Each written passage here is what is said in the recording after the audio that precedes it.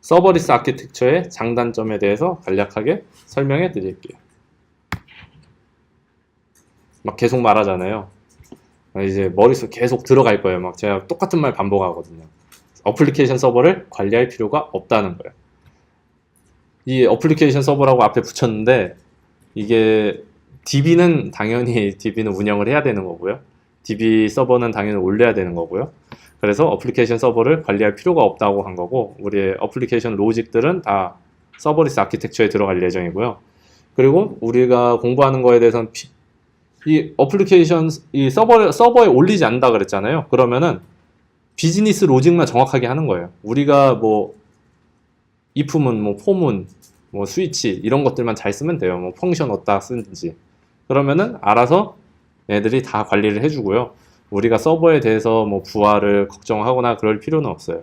뭐 궁금하시면 제가 분당 리퀘스트를 몇만 이상을 받고 있는데, 지금 현재 이 시점에도 분당 몇만의 리퀘스트를 받는데 그냥 서버리스 아키텍처에서 문제 없이 다 돌아가고 있어요. 뭐 생각보다 굉장히 안정적으로 돌아가고 있고요. 그리고 이렇기 때문에 제가 이제 인프라 확장에 대한 고민은 없어요. 내가 어느 정도 사용을 할 때 서버를 한 몇십 대를 더 늘려야겠다. 그러면 그거를 고민을 해서 또 아키텍처에 적용을 하고, 근데 그만큼 서버가 늘어났을 때 내가 또 어떻게 뒤에 다른 서비스랑 연계를 시킬지 또 고민을 해야 되거든요. 근데 그러한 고민이 많이 줄어들고요. 그리고 서버 설정이나 최적화라는 시간이 없어요. 뭐 자바 개발자분들이 계신지 모르겠지만요. 자바 하면은 JVM 튜닝도 마지막 단계에서 한다고 하더라고요. 저는 안 한 지 너무 오래돼서 이제 기억도 안 나는데 JVM 튜닝도 하고 항상 스택 그런 거 항상 보고, 그런데 뭐 그럴 일은 없죠. 저희가 자바로 이 서버리스 아키텍처를 올릴 수 있는데 그거는 많이 추천하진 않고요. 네, 그리고 왜냐면 이 JVM이 가동 시간이 서버리스 아키텍처에서도 어느 정도 걸려요. 내부적으로는 이 람다 서비스가 내부적으로는 도커 컨테이너 기반인데, 이 도커 컨테이너 기반으로 올라가는데 도커 컨테이너 가동할 때 JVM이 같이 가동을 하는 거거든요. 그래서 그 JVM이 가동될 때 이 콜드 스타트 시간이라고 하는데 그게 조금 걸려요. 이거 또 이따가 이건 다른 얘기니까 이건 좀 나중에 설명을 해드리고요. 그리고 개발 기간 동안 사용한 서비스에 대해서 과금이 거의 없어요. 쉽게 말해서 1초에 한 번씩 100메가 사용하는 람다를 실행을 해야만 EC2 인스턴스 하나, 그 마이크로 인스턴스 하나 정도 되는 거거든요. 5,000원 정도 나온다는 거예요. 근데 뭐 우리가 1초에 한 번씩 리퀘스트를 날릴 일은 없잖아요. 개발 기간 동안. 우리가 하루에 아무리 써도 뭐 진짜 열심히 클릭하는 사람이면 한 몇백 번 되는데 보통은 한 100번 이내로 떨어지거든요. 그러면 아예 그냥 제로에 수렴한다고 봐도 무방해요. 그리고 이제는 뭐 애저도 그렇고 구글 클라우드 플랫폼도 그렇고 파이어베이스 콘솔을 보셨으면 알겠지만 파이어베이스 자체에서 이제 펑션스라고 해서 그것도 서버리스 서비스예요. 그래서 그 펑션을 바로 엮을 수가 있고요. 그리고 뭐 AWS 같은 경우는 람다 서비스를 기반으로 다른 서비스들 뭐 펍섭 같은 거를 퍼블리시, 서브스크라이브 서버들을 다 연계시킬 수 있고, 그리고 뭐 우리가 아는 아마존 알렉사 있잖아요. 얘네들 뭐 알렉사 하면은 밥 먹을 때 알려줘 이러면 얘가 이제 딱 시간 되면 알려주잖아요. 그런 알렉사 나만의 이 커스터마이징 서비스를 다 람다를 통해서 구현을 해요. 그래서 이런 것들 뭐 람다에 대해서 조금 손이 익으면은 IoT 같은 거 할 때 굉장히 편리하게 할 수가 있어요. 그래서 서버를 직접 IoT 서버를 올린다는 것 자체가 그거는 넌센스인 것 같아요, 요즘에는. 네. 그리고 서버에 액세스할 필요가 없는 거죠. 이 서버에 액세스할 필요가 없다는 거는 어떤 말이기도 하냐면 서버에 액세스할 수도 없다는 말이에요. 이게 참 묘한 얘기인데, 그러면 어떻게 되냐면 보안에 대해서 리스크가 굉장히 줄어들어요. 서버가 떠 있어야 얘네들이 공격을 하잖아요. 근데 서버가 없는데 어떻게 공격을 하냐 이거예요. 물론 이제 DNS 치면은 DNS EC2 주소가 나오긴 해요. 내부적으로 EC2를 사용을 하고 있으니까요. 근데 DNS만 딱 나오고, 근데 거기에 접속할 방법이 없는 거예요. 왜? 얘는 포트도 없거든요. 우리 보통 포트로 막잖아요. 근데 포트 단위로 막을 필요가 없는 거죠. 그래서 이제 뭐 우리나라 다른 대기업들에서는 이 람다를 사용을 하면은 원래 서버를 사용을 하면은 이제 보안 프로그램을 다 설치하라 그래요. 이제 기업형 보안 프로그램 계속 설치하라고 하는데 그 기업에서 람다로 올려버리면 어떻게 되냐면 이거 어떡하지? 그래 이거 그냥 써? 라고 해요. 그 우리나라에 이제 익히 들어있는 대기업들에서 이제 이 람다 서버리스로 람다로 몇 개의 기능을 구현을 하면은 여기 안에다가 보안 프로그램을 설치한다는 것 자체가 말이 안 되고 네트워크 상으로 완전히 격리가 돼 있기 때문에 얘네들이 이제 따로 문제가 없이 그냥 보안을 통과해서 간편하게 우리가 보안적으로 고민할 필요 없이 그냥 개발을 할 수 있었던 사례들이 있어요. 네. 그래서 그렇다면 뭐 이러한 것들이 모이면 당연히 신속하게 개발할 수가 있죠. 근데 이게 항상 좋은 게 아니잖아요. 항상 모든 거엔 단점이 있어요. 먼저 이제 이미 이미 운영하시는 서비스가 있으면은 그 운영하는 서비스를 서버리스 아키텍처로 옮기는 것 자체가 상당히 힘들어요. 이게 굉장히 힘들어요. 왜냐하면 서버리스 아키텍처는 이 람다가 이벤트를 받아서 람다가 실행하고 끝나는데 그 안에서 모든 처리가 끝나야 돼요.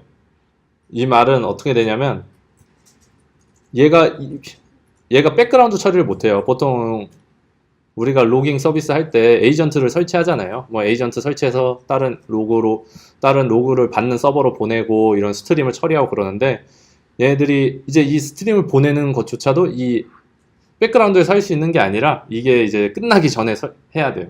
그러면 어떻게 하냐?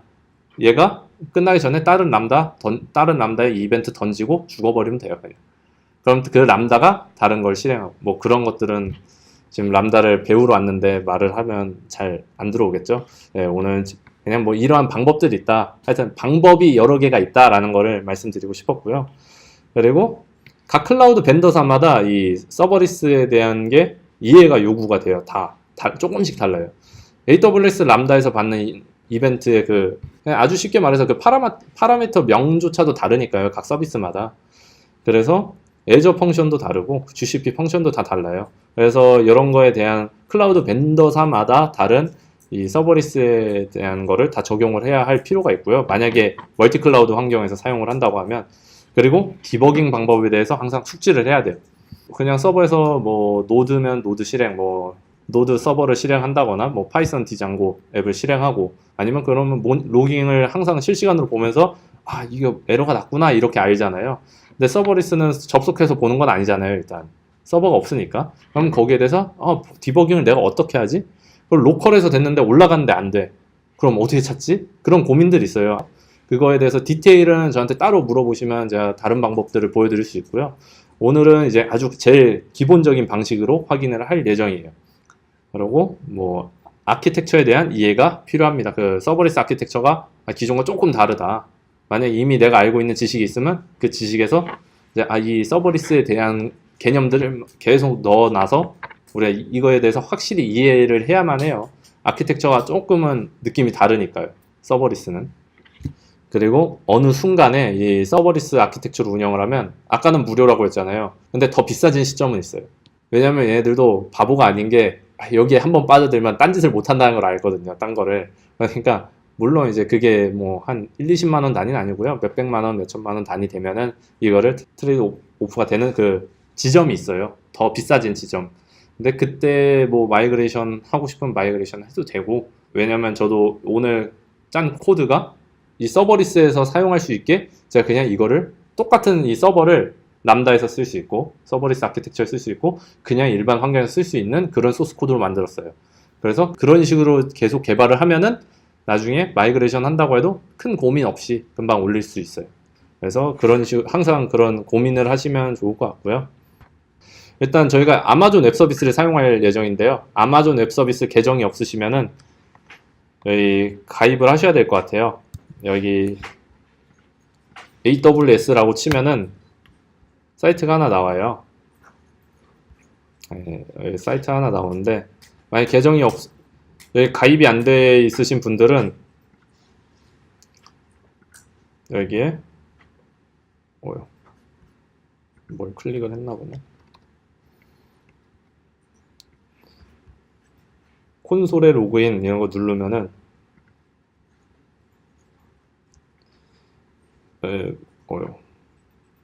이거 보여드리면 안 되는데 이거 잘라요.